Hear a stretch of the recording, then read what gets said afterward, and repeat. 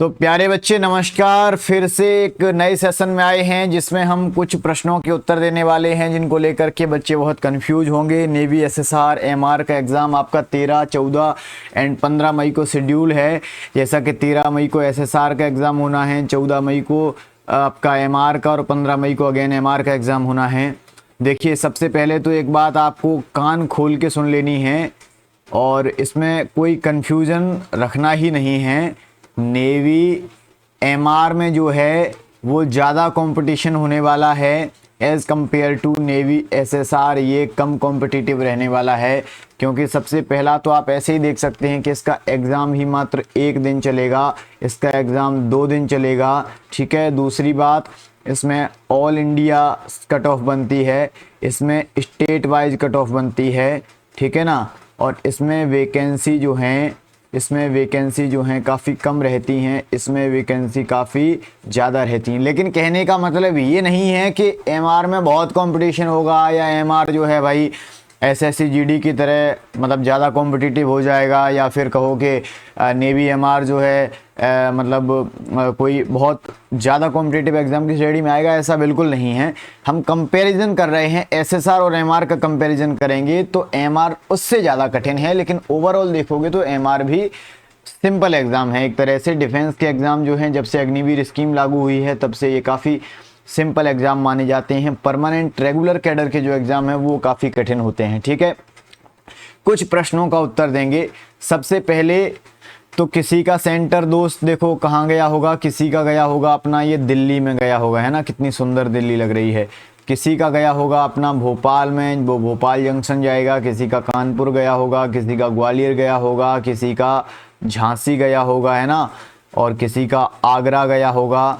तो ऐसे करके तमाम जगहों पर सेंटर गए हैं लोगों के। इन्हीं में से ज़्यादातर लोगों के सेंटर होंगे। ये सारी जगहें काफ़ी अच्छी हैं, इनके लिए आपको ट्रेन्स जो हैं आपके लोकल से मिल जाएंगी रात के लिए। सबसे पहले तो मैं एक चीज़ बता दूं आपको कि एक बहुत ही बेसिक सी चीज़ बता रहा हूं। क्या करना है कि अगर आपका कोई रिलेटिव रहता है और आप कंफर्टेबल तरीके से जा सकते हैं वहाँ, तो एक दिन पहले पहुँच जाइए या रात को पहुँच जाइए और रात उसके यहाँ सो लीजिए, क्योंकि आप सुबह सीधे जाएंगे, एग्ज़ाम अटेम्प्ट करेंगे। एग्ज़ाम भाई काफ़ी प्रेशर वाला होता है क्योंकि एसएसआर में आप देखेंगे कि 60 मिनट में आपको 100 क्वेश्चन करने होंगे, एमआर में आपको 30 मिनट में 50 क्वेश्चन करने होंगे, है ना। तो काफ़ी प्रेशर रहता है, मेंटल प्रेशर रहता है उसमें। ऊपर से आप सोए नहीं होंगे तो समझ लीजिएगा कि आपका 2-4 नंबर का स्कोर तो कम हो ही जाएगा उससे। ठीक है, ये कन्फर्म है। तो अब हम कुछ चीज़ों की बात करेंगे। तो सबसे लास्ट में एक चीज़ की बात करेंगे जिसको हम अभी यहीं पे लिख देते हैं पहले ही, है ना। वो ये है, अगर अभी कुछ नहीं पढ़ा तो क्या करें। अगर अभी कुछ नहीं पढ़ा तो क्या करें। हम ये भी बताएंगे अगर कुछ नहीं पढ़ा तो भाई बिल्कुल मत घबराइए ना, 6-7 दिन बहुत होते हैं। बिल्कुल अगर आपका बेसिक भी कमज़ोर है, बिल्कुल कुछ जानते ही नहीं है तो एक अलग बात है, वरना 6-7 दिन काफ़ी होते हैं। ठीक है।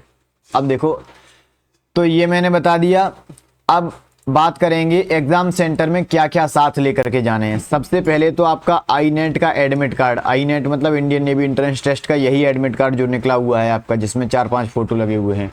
एडमिट कार्ड ये जरूर लेकर के जाना है और इसका कलर प्रिंट आउट लेकर के जाना है। 100% ध्यान रखना है, कलर प्रिंट आउट, कोई ब्लैक एंड वाइट नहीं ले जाएगा। ठीक है, पहली चीज़। दूसरी चीज़, आपको ओरिजिनल आधार कार्ड ले जाना है। क्या ले जाना है? ओरिजिनल आधार कार्ड ले जाना है। अब एक और चीज़ बता रहा हूँ, आधार कार्ड में आपके नाम की स्पेलिंग सही हो गलत हो डजेंट मैटर, कैसी भी हो, बिल्कुल सही हो, फिर भी आपको 10th की एंड 12th की दोनों मार्कशीट ज़रूर ले जानी है। दोनों मार्कशीट ज़रूर ले जानी है, नहीं तो परेशान होगे दोस्त। वहाँ पर फ़ोटो मांगेंगे, इससे फ़ोटो निकाल कर दो अपने मोबाइल से, ये सब कहेंगे। वहाँ एग्ज़ाम सेंटर वाले वहाँ स्ट्रिक्ट रहते हैं नेवी के एग्ज़ाम सेंटर पे। ठीक है। डोमिसाइल यानी आपका मूल निवासी प्रमाण पत्र, डोमिसाइल सर्टिफिकेट आपको हर हालत में ले ही जाना है, ले ही जाना है, गलती मत कर देना। ठीक है। इसके अलावा आपको अपने 4 passport size photos, 4 passport size photos slate वाले मत ले जाना, जो लगे हैं अलग से निकलवाना, अलग से निकलवाना। 15-20 दिन की डेट डली हो, मतलब मैक्सिमम बता रहा हूँ, ठीक है, 4 पासपोर्ट साइज फोटोज हो गए। इसके बाद आपको क्या ले जाना है, इसके बाद आपको क्या ले जाना है दोस्त, ओरिजिनल एडमिट कार्ड हो गया, 10-12 की मार्कशीट हो गई, डोमिसाइल हो गया, 4 passport size. Pan card optional है, पैन कार्ड ले जाना चाहो ले जा सकते हो, वरना ना ले जाना चाहो कोई दिक्कत नहीं, लेकिन ये डॉक्यूमेंट्स मैंडेटरी हैं, ये मैंडेटरी हैं, 100% बता रहा हूँ। क्योंकि आप एसएससी का एग्ज़ाम मत समझना कि मेरी मतलब एडमिट कार्ड में आधार कार्ड में स्पेलिंग सेम है तो फिर मैं 12th की 10th की मार्कशीट नहीं ले जाऊँगा, ऐसी गलती मत करना, जरूर ले जाना मार्कशीट, ठीक है। रेलवे स्टेशन कितने पहले पहुंचे, इसका मैंने आंसर दे दिया है। आइडियली तो आपको क्या करना चाहिए, एक दिन पहले पहुंच जाना चाहिए, यानी रात को पहुंच जाना चाहिए, रात को सो लें। कैसे भी अपनी प्रायोरिटी ये रखें, गौरी पानी दे के जाओ गिलास, प्रायोरिटी ये रखें कि रात को सो लें, रात पानी दे के जाओ गिलास, रात को सो लें, ये ध्यान से करना है। बाकी आप अपने हिसाब से देख सकते हैं, ट्रेन 4 बजे पहुंच रही है, सुबह 8 बजे पेपर है, तो उस बीच में आप अपने हिसाब से देख सकते हैं ना, अपना अरेंज कर सकते हैं, ऑन अरेंजमेंट कर सकते हैं। थोड़ा खा के ज़रूर जाएं एग्ज़ाम में, बिल्कुल खाली पेट जाएंगे तो फिर वो, क्योंकि प्रेशर वाला एग्ज़ाम है ना, छोटे छोटे बच्चे, ऐसे बच्चे एग्ज़ाम देते हैं जिन्हें बेचारों को बहुत कुछ नहीं आता है, एक्सपीरियंस भी नहीं है कैसे एग्ज़ाम देना है ना, बहुत ज़्यादा होशियार बच्चे नहीं देते इस एग्ज़ाम को। कुछ होंगे अपवाद तो उनको हटा दीजिए, मैं बता रहा हूँ एकदम लोअर क्लास के जो बच्चे उनके लिए बता रहा हूँ, कुछ खा के जाएँ, बहुत ज़्यादा भी खा के ना जाएँ, ठीक है। अगला देखो, कितने क्वेश्चन अटेम्प्ट करें, पानी दे जाओ गिलास। इस क्वेश्चन का आंसर जो है अगली स्लाइड में मिलेगा, जो कि ये कहती है कि एक्सपेक्टेड कट ऑफ क्या है। आपको उसी हिसाब से क्वेश्चन अटेम्प्ट करने हैं जितनी एक्सपेक्टेड कट ऑफ है, ठीक है। अभी एक मजेदार चीज और बताऊंगा, एक्सपेक्टेड कट ऑफ क्या होगी दोस्त। एसएससी एग्जाम करा रही है ना, नया पैटर्न है, ये है वो है, लेकिन भाई सिलेबस तो वही है, सिलेबस तो नया नहीं है। अभी एग्जाम एयरफोर्स का कराया था, किसने कराया था, जाओ,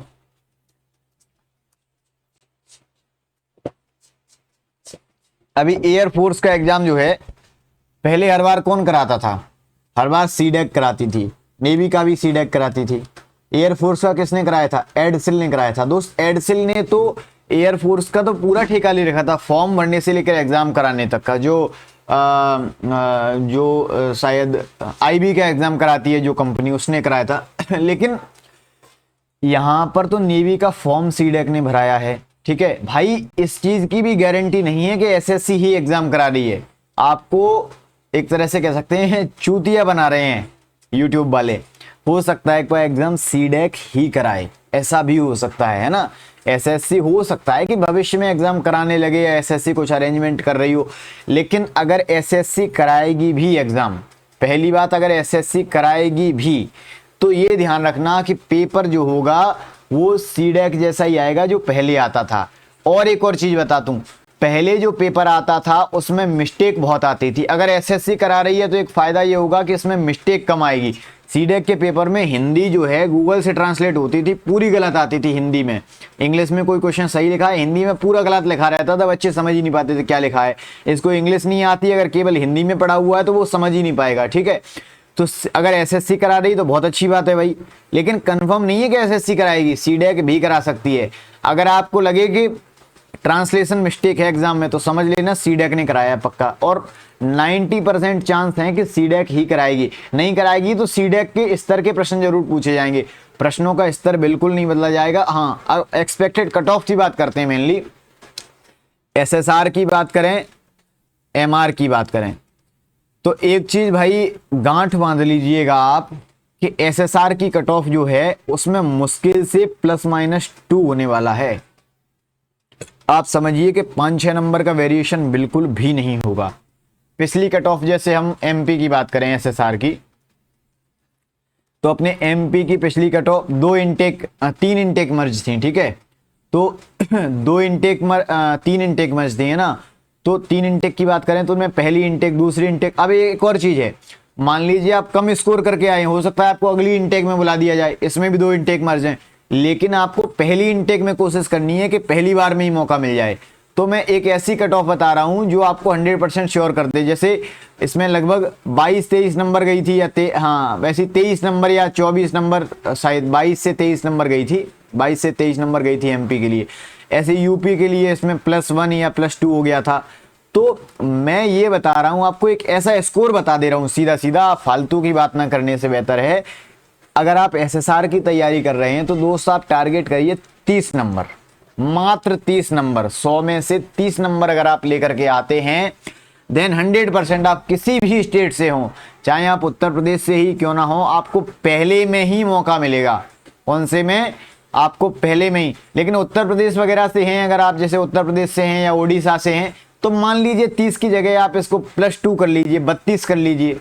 ज्यादा से ज्यादा भी करेंगे तो 32 से आप 34, भाई 34 से ज्यादा तो चांस ही नहीं है, ठीक है ना। इससे ज्यादा तो भाई हो ही नहीं सकता किसी कीमत में। मैं 30 बता रहा हूं, यही फाइनल समझ के रखिए, ठीक है ना। एमपी के हैं अगर आप, तो इसमें -4 कर लीजिए, है ना, 26 कर लीजिए, इसको -4 कर लीजिए। एमपी के हैं अगर आप, तो ये कट ऑफ जाने वाली है इसके, है ना। तो कट ऑफ का जो है मैंने बता दिया, आप 30 से 35 मिनिमम। लेकिन आप 30 से 35 क्यों लेके चल रहे हैं? आप तो लेके चलिए 35 से 40 का स्कोर लेके चलिए। अगर आप इतना करते हैं 100% हो जाएंगे क्वालिफाई। 30 भी आ रहे हैं अगर आपके मॉक टेस्ट में, तो बिल्कुल आप श्योर हैं, फिट एंड फाइन है, कर देंगे आप, है ना, कर जाइएगा। तो 30 से तो ये पूरे चर्चा के बाद कंक्लूजन निकला है कि आप 30 से 35 में जाइए, ठीक है ना। 35 तक तो छूइए हाँ एग्जाम को, एसएसआर में है अगर आप। अब बात करते हैं एमआर की। अगर आप एमआर की तैयारी कर रहे हैं दोस्त, तो आपका 50 नंबर का एग्जाम होने वाला है। 50 में से मैं सीधे बताता हूं, स्टेज 1 क्लियर करने के लिए, देखो पहले तो स्टेज 1 का भाई कोई फायदा नहीं है इसमें। ऐसा तो है नहीं कि आप ज्यादा लाएंगे तो फाइनल में आ जाएंगे, कोई मतलब नहीं है भैया। इसमें आपको क्वालिफाई करना है, बाद में आपकी फाइनल मेरिट जो है वहाँ ऑफलाइन एग्जाम होगा। जो भी आपका रिक्रूटमेंट सेंटर होगा, हो सकता है मुंबई हो सकता है वालसुरा गुजरात है ना, मुंबई हो सकता है कॉली स्टेडियम हो सकता है एएनएस इंडिया दिल्ली हो सकता है कोची केरल है ना, हो सकता है अद्यार चेन्नई हो। बहुत सारे सेंटर हैं, मेरे को बहुत जानकारी है ना नेवी की। तो भाई नेवी की मैं रूह से परिचित हूँ, मतलब इनके रिक्रूटमेंट प्रोसेस से, यानी भर्ती प्रक्रिया से। तो भाई कहीं भी आपका सेंटर हो, और सेंटर भी मैं बता दे रहा हूँ, अगर आप यूपी से हैं, अगर आप एमपी से हैं, अगर आप एमपी या यूपी से हैं, तो दोस्त आपका सेंटर 2 ही जगह जा सकता है। 3 जगह मैक्सिमम बता रहा हूँ आपका। या तो एमपी से हैं तो भाई या तो वालसुरा गुजरात में जाएगा, या कोहली स्टेडियम ये कहाँ है? मुंबई में।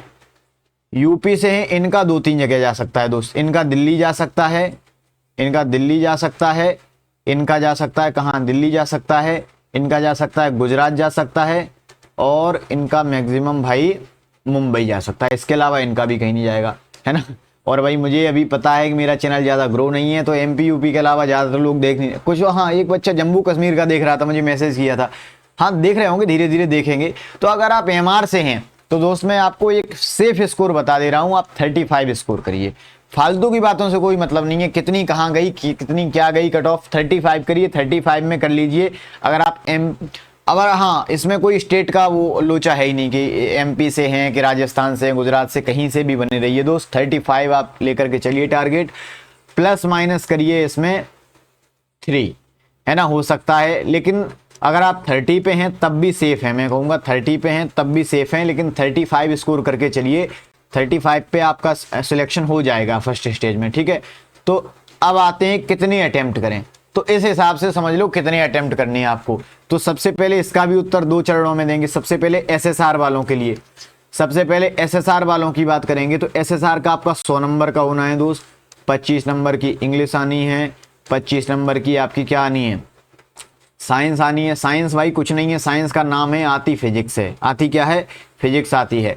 25 नंबर की आपकी इसमें जीके आनी है, और 25 नंबर का मैथ आना है। क्या आना है? मैथ्स आना है। सबसे पहले एक चीज समझ लो, इंग्लिश में आपको पूरे में से पूरे ही अटेम्प्ट करने हैं, गलती से भी छोड़ मत देना, पूरे अटेम्प्ट करना है इंग्लिश में। कुछ तो भाई आ ही रहे होंगे आपको और कुछ आप कर दोगे, है ना, आप उसमें तुक्का भी लगाओगे तो सही जाएगा। जीके है, जैसे जीके यहाँ भाई ये एसएससी का मैथ नहीं है, एसएससी की फिजिक्स नहीं है जो सोचो कि मैथ और साइंस में पूरे करेंगे, मैथ रीजनिंग में, भाई इसमें नहीं कर पाओगे। मैं कह रहा हूँ इसमें कतई नहीं कर पाओगे। 25 में से 15 क्वेश्चन तो ऐसे होंगे भाई 25 में से जो आपके इतने ऊपर से जाएंगे, समझ ही नहीं आएगा क्या पूछ रहा है। 10 क्वेश्चन आपको समझ आएंगे। तो यहाँ आपको मैथ छोड़ना होता है, यहाँ आपको ये फिजिक्स छोड़नी होती है, यहाँ आपको जीके और इंग्लिश नहीं छोड़नी होता। जीके में आप पूरे अटेम्प्ट करिए, एक भी मत छोड़ना, ठीक है। अगर आप कुछ गलत कर भी देते हो तो उसमें कुछ नहीं जाने वाला। अब पहली बात एसएसआर की बात कर लेते हैं। दोस्त इसमें जो है आपकी क्या बोलते हैं नॉर्मलाइजेशन है।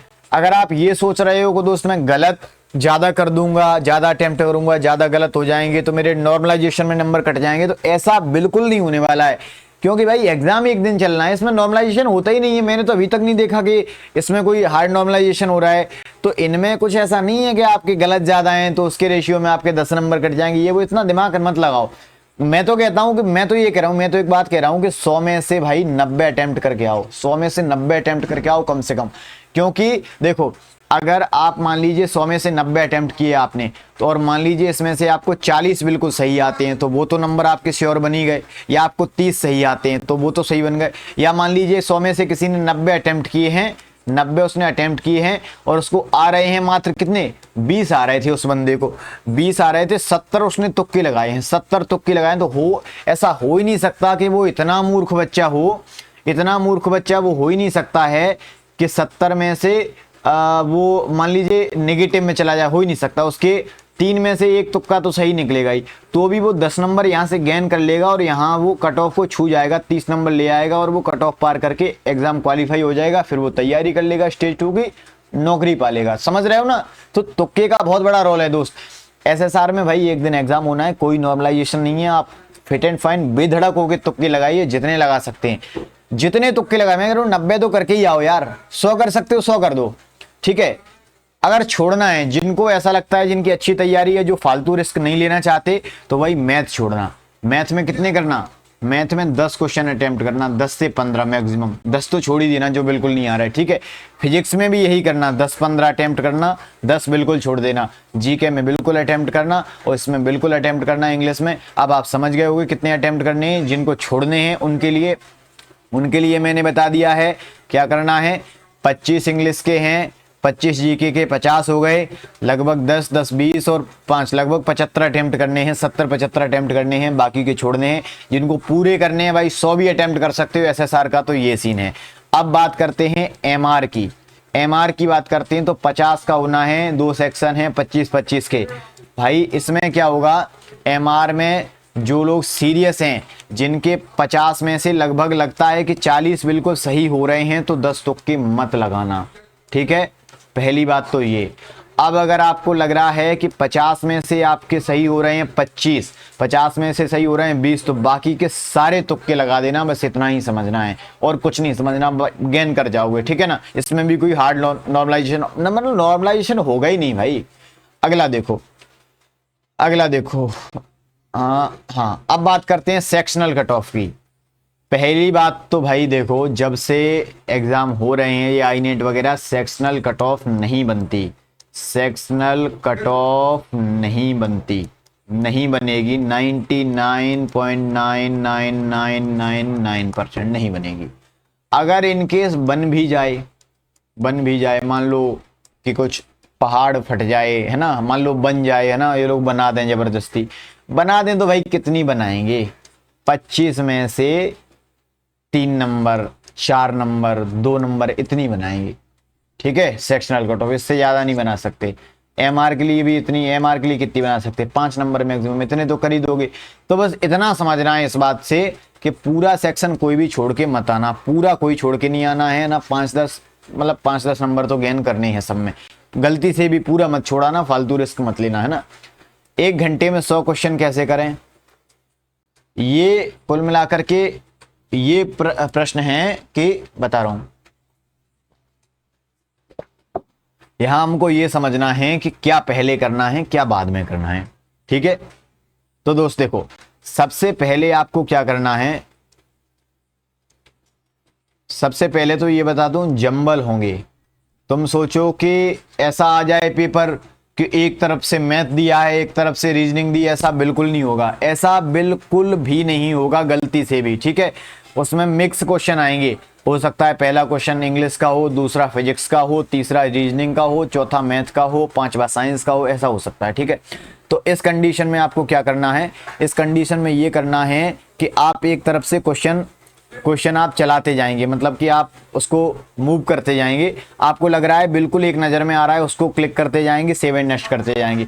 मार्क फॉर रिव्यू उसी क्वेश्चन को करना मतलब बाद में देखने के लिए उसी क्वेश्चन को मार्क करना जो भाई लगता है मार्क करने लायक, फालतू दिमाग पे बोझा मत बढ़ाना। लग रहा है कि ठीक है जाने दो, एक तरफ से करते जाएंगे।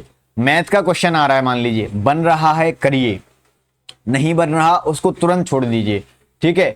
अब अपन को क्या करना है कि क्वेश्चन जैसे अपन मूव करते जाएं तो वहां ये देखना है अपन को मैथ और रीजनिंग, पहले जो 20 मिनट हैं, मैं एसएसआर के लिए बता रहा हूं, पहले 20 मिनट जो हैं वो मैथ रीजनिंग और फिजिक्स के कैलकुलेटिव सवाल जो हैं पहले 20-25 मिनट में वो निपटा देने हैं, प्लस जो सरल सरल क्वेश्चन एक नजर में बन रहा है वो भी उसी के साथ। फिर अपन जीरो से शुरू करेंगे।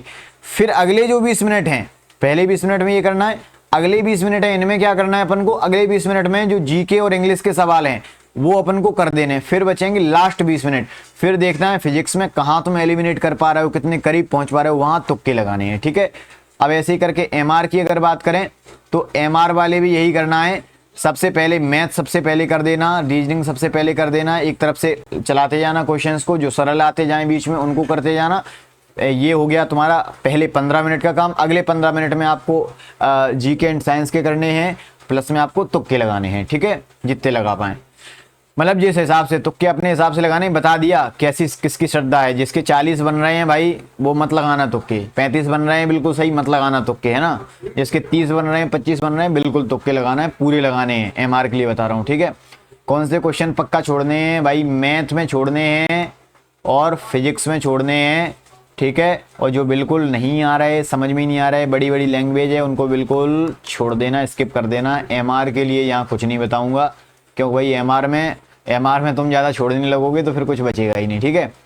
एग्जाम लेवल जो है इजी रहेगा, मॉडरेट रहेगा, टफ रहेगा, तो भाई सीधा सीधा सा उत्तर है एग्जाम लेवल रहेगा मॉडरेट, नहीं रहेगा टफ, नहीं रहेगा इजी। पहले आता था सीडेक में जब कराती थी बहुत टफ, इस बार चाहे सीडेक कराए चाहे कोई भी कराए एग्जाम का लेवल मॉडरेट रहेगा। मॉडरेट कैसा रहेगा, इजी टू मॉडरेट, कैसा रहेगा, इजी टू मॉडरेट, यानी कि सरल से नॉर्मल, ठीक है। इसमें इजी क्वेश्चन कितने परसेंट रहेंगे, इजी क्वेश्चन रहेंगे 70%, 30% रहेंगे मॉडरेट, कठिन कोई नहीं रहेगा। हाँ लेकिन एक प्रोबेबिलिटी ये भी बनती है कि ये जो मॉडरेट बता रहे हो ऐसा भी हो सकता है कि 50% क्वेश्चन बिल्कुल ईजी रहें, है ना, हो सकता है, और 20% क्वेश्चन रहें मॉडरेट और 30% रहें टफ, ऐसा भी हो सकता है। तो अपन को इन 30% से मतलब क्या, अपन को इस 70% से मतलब है, यही तो अटेम्प्ट करना है। तुक्के लगाने तो भाई टफ में लगाओ चाहे उसमें लगाओ, आंख मूंछ के जो तुक्के लगाने होते हैं ना आंख बंद करके, वो तो समझ रहे हो ना, उसमें कोई मतलब नहीं आता। तो बेस्ट विशेष सभी को एग्जाम के लिए, बहुत बहुत सभी का स्वागत, अच्छे से एग्जाम दे के आओ। हाँ भाई अगर अभी कुछ नहीं पढ़ा तो अब क्या करें, अगर दोस्त तुमने अभी कुछ नहीं पढ़ा है तो तुम्हारे लिए बता रहा हूँ रामबाण वन शॉट क्लासेज मेरे यूट्यूब चैनल पे नहीं मिलेंगी तुम्हें ज़्यादा, मैं तो एक आध डालता रहता हूँ, जैसे बंदरगाह की डाली थी मैंने, ज्योग्राफी की डाली थी, तो भाई मेरे यूट्यूब से देख लेना। बाकी किसी से भी पढ़ो, अपना सिलेक्शन लेना पहली प्रायोरिटी रखो, मेरा यूट्यूब प्रमोट करना बाद की बात है ना। किसी भी यूट्यूब से जो तुम्हें अच्छे लगते हैं, मैं कुछ चैनल के नाम भी बता देता हूँ भाई, है ना, जैसे RWA डिफेंस है। देखो भाई यार कोई चैनल वाला नाम बताता नहीं है दूसरे चैनल वाले के जो खुद चला रहा होता है, लेकिन मैं बता दे रहा हूँ ना, जैसे संजीव ठाकुर है, जैसे संजीव ठाकुर, और एक भाई एक बहुत ही तंगड़ा टीचर है RS सर, चैनल का नाम भी RS सर है। इनसे आप लो वन शॉट क्लासेज, क्या लेना है, वन शॉट क्लासेज, एक एक क्लास में करने हैं, ठीक है। उसके बाद क्या करो, कुछ नहीं पढ़ा तो भाई जीके को पकड़ो, राजधानी मुद्राएं रट जाओ, अभी से राजधानी मुद्राएं रट जाओ, देश की संसदों के नाम रट जाओ, देश की संसदों के नाम रट जाओ, मिट्टियां एकदम रट जाओ, कौन सी मिट्टी में क्या पाया जाता है, बंदरगाह रट जाओ, है ना, बंदरगाह रट जाओ, कुछ दिवस रट जाओ एकदम से, ठीक है। पुस्तकें और लेखक, कुछ पुस्तकें व लेखक, इम्पोर्टेंट देख लेना यूट्यूब से। और ये कैसे करो, ट्रिक से पढ़ो, यूट्यूब पे ट्रिक डली है हर चीज़ की। और कुछ नदियाँ, ये तो जीके में पढ़ लो, एकदम हॉट टॉपिक्स हैं, कैसे हैं, हॉट टॉपिक्स हैं ये जीके के, ठीक है। अब बता रहा हूँ इंग्लिश के हॉट टॉपिक्स, ये भाई स्टैटिक जीके के हैं, कैसी, स्टैटिक जीके। अब थोड़ा साम्राज्यों के बारे में भी बता देता हूँ आपको, कौन कौन से साम्राज्य और पढ़ लेना कुछ, देखो। इसके अलावा आप थोड़ा सा ये और देखना, मुगल साम्राज्य के बारे में देख लेना, मौर्य साम्राज्य के बारे में देख लेना, और 1857 के बारे में देख लेना, और थोड़ा सा गांधी जी के बारे में पढ़ लेना, ठीक है। और कांग्रेस के सम्मेलन ये जरूर पढ़ लेना, ठीक है। कांग्रेस के सम्मेलन के बारे में पढ़ लेना, ठीक है। इसके बाद आप पढ़ लेना सिंधु घाटी सभ्यता के बारे में, सिलेक्टिव बता रहा हूँ उतना ही पढ़ लेना, ठीक है। सिंधु घाटी सभ्यता के बारे में 16 महाजनपदों के बारे में पढ़ लेना, 16 महाजनपदों के बारे में पढ़ लेना। और बता दे रहा हूँ भाई ये बहुत कम है, एक दिन में पढ़ जाएगा इतना, 6-7 दिन बहुत होते हैं, ठीक है। 16 महाजनपदों के बारे में पढ़ लेना। और देश व उनकी राजधानी तो बता ही दी मैंने, राजधानी मुद्राएं बता दी हैं, इसका कोई मतलब नहीं है यहाँ पे, ठीक है। इसके बाद आप क्या पढ़ना भाई, सॉइल्स, रिवर्स, माउंटेन्स, पर्वतों के बारे में जरूर पढ़ना, पर्वतों के बारे में जरूर पढ़ लेना। ग्रहों के बारे में भाई जरूर पढ़ लेना, ग्रह केवल ग्रह और तारे पढ़ लेना, इतना बस, ठीक है। तो ये है तुम्हारा जीके के हॉट टॉपिक्स हो गए। हाँ भाई एक इम्पोर्टेंट चीज, नृत्य भाई जरूर पढ़ लेना, नृत्य में भी खासकर शास्त्रीय नृत्य और मेले, कौन सा मेला कहाँ लगता है, और लोक नृत्य, बस इतने हॉट टॉपिक्स हैं, इनको कर लो। कुछ नहीं पढ़ा तो भाई इतना तो कर ही लो, इतना भी नहीं कर सकते तो तुम जाके चुल्लू भर पानी में डूब मरो। अब बता दे रहे हैं इंग्लिश का, जिन्हें कुछ नहीं पढ़ा उनके लिए बता रहे हैं इंग्लिश में क्या करना है। सबसे पहले आपको क्या करना है, नरेशन, जिन्हें बोलते हैं डायरेक्ट एंड इनडायरेक्ट स्पीच, वो जरूर कर लेना। एक्टिव एंड पैसिव, इनमें क्या करना है, अगर भाई ये भी नहीं जानते तो वन शॉट क्लास ले लेना। मैं भी नहीं जानता है ना, मैं भी भूल जाता हूँ, मुझे कब कोई एग्जाम होता है तो उससे एक दिन पहले वन शॉट क्लास लेता हूँ, ठीक है। तो भाई direct indirect speech, active passive, इनकी एक क्लास ले लेना, वही रिमेंबर हो जाएगा, कभी तो पढ़ा होगा जिंदगी में। एक्टिव एंड पैसिव कर लेना इसके, और फिर इसका क्या करना, 20-30 क्वेश्चन प्रैक्टिस कर लेना इनके, तो फिर तुम्हारा वहाँ छूटेगा, गलत नहीं करोगे, ठीक है।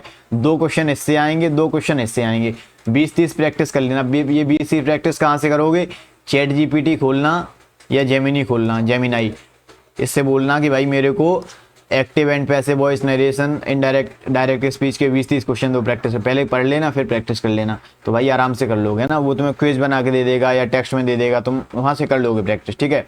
नरेशन हो गया, एक्टिव एंड पैसिव हो गया। इसके बाद देखो पंक्चुएशन भाई कर लेना, एक क्वेश्चन पंक्चुएशन से आ जाएगा, फ्री का नंबर मिल जाएगा, कौन सा मार्क कहाँ लगाते हैं, कॉमा कहाँ लगाते हैं, इन्वर्टेड कॉमा कहाँ लगाते हैं, फुल स्टॉप कहाँ लगाते हैं, पॉइंट कहाँ लगाते हैं, ये सब है ना। इसके बाद आप ए एन द, इनसे एक क्वेश्चन पक्का आएगा, फिक्स अब देखो प्रीपोजिशन जो हैं, प्रीपोजिशन जैसे ऑन, एट, एबव, अपॉन, इनसे एक क्वेश्चन जरूर आएगा। और भी है ना, बिसाइड और इन फ्रंट ऑफ वगैरह वगैरह, ठीक है। कुछ फिक्स प्रीपोजिशन हैं, जैसे गुड एट हुआ है ना, जैसे गुड एट हुआ, या गो टू हुआ है ना, या फिर प्रोफिशिएंट इन हुआ, ऐसी करके प्रीपोजिशन है, कुछ फिक्स हैं, उनको पढ़ लेना। फिक्स प्रीपोजिशन नाम से एक वन शॉट, अब कैसे देखना है यूट्यूब पे, narration one shot, active and passive one shot, punctuation one shot, जो छोटा वीडियो लगे सही लगे उसको देख लेना भाई, है ना, तैयारी कर लेना इससे, हट ये कर लेना, ठीक है। अब इसके अलावा तुम्हारे क्या बचती है दोस्त, वो कैब, तो वो कैब में क्या देखने हैं, यूट्यूब पे जाना है आपको, वन शॉट वो कैब फॉर डिफेंस एग्जाम्स, ये डाल के देखना जो वीडियो तुम्हें दिखे, या फिर देखना वन शॉट, किसी भी चैनल का दिख सकता है जो अच्छा लगे, वन शॉट वो कैब फॉर नेवी है ना, या वन शॉट वो कैब फॉर एयरफोर्स, ये करके तुम कम से कम कितने वीडियो देखने हैं, कम से कम 4-5 घंटे वो कैब पढ़ लेना, मतलब समझ रहे हो, आधा घंटे के 8 वीडियो या 1 घंटे के 4 वीडियो, इतना कर लेना, उनको रट जाना, इंपॉर्टेंट वो कैब, ठीक है। कुछ लोग जो मेरे व्हाट्सअप चैनल से जुड़े होंगे उन्हें मैं वो कैब की एक PDF डाल दूंगा, ठीक है, उतने वो कैब करा दूंगा, वो तैयार कर लेना अच्छे से, हो सकता है एक आध वीडियो भी डाल दूँ वो कैब पर, तो वो अच्छे से कर लेना। तो बाकी इतना कर लेना। अब देखो फिजिक्स के लिए क्या करना है, जिन्हें कुछ नहीं पढ़ा, फिजिक्स एंड मैथ्स, जिनने कुछ नहीं पढ़ा वो फिजिक्स एंड मैथ्स छोड़ के आएंगे ज़्यादातर, या फिर तुक्के लगा के आएंगे। तुक्के मतलब भाई अगर देखो, हाँ तुक्के, जिनने कुछ नहीं पढ़ा वो तुक्के ही लगाना फिजिक्स एंड मैथ्स में। क्यों लगाना, रीजन बता रहा हूँ। क्योंकि अगर तुमने कुछ नहीं पढ़ा है तो तुम्हें जीके में भी तुक्के लगाने पड़ेंगे, उतना पूरा तो नहीं कर पाओगे। हाँ भी ठीक है, सत्यता है ये, तो इसमें भी तुक्के लगाना है ना, 10-15 मतलब अब तुक्के लगा के भाई तुम इसमें गेन करोगे, जाएगा कुछ नहीं है ना, खोने को कुछ नहीं पाने को है। अब देखो इसमें क्या करना है, फॉर्मूला करने, फॉर्मूला रिवीजन, फॉर्मूला तैयार करने हैं। रिवीजन क्या तुम करोगे, पढ़ाई नहीं है तो, है ना। मैथ में भी ऐसे ही फॉर्मूला तैयार करने हैं, ठीक है। पूरा मत पढ़ना, फॉर्मूला पढ़ लेना और बेसिक चीज़ें पढ़ लेना हर चैप्टर की, ठीक है। बस इतना कर लेना, बाकी तुक्के लगा के गला, ठीक है। बोलो सियावर रामचंद्र की जय, नमः पार्वती पतये हर हर महादेव, ठीक है। बोलो राधे राधे, जय श्री राम। आज के लिए इतना ही, मिलेंगे अगले किसी सेशन में, एकदम धांसू सी चर्चा करेंगे फिर से। बहुत बहुत धन्यवाद, thank you so much, take care.